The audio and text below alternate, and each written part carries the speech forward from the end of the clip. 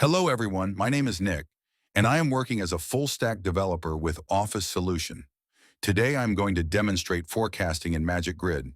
Here we have hierarchical data of HUL, Hindustan Unilever Products, containing revenue data for 2023, 2024, and 2025.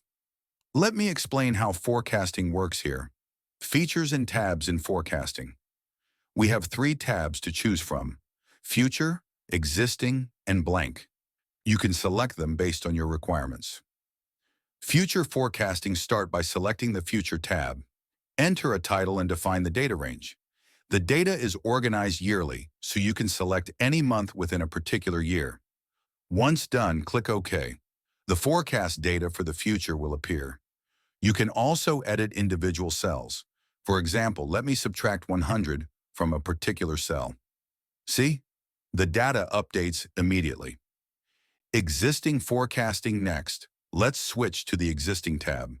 Enter a title and select an existing column for forecasting, then click OK. For example, I selected data from 2023. Now let's apply a 10% increase to a particular cell. See how the value is updated? Blank forecasting. Finally, we have the Blank tab.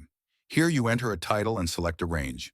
Since the data is yearly, you can choose any month within a specific range.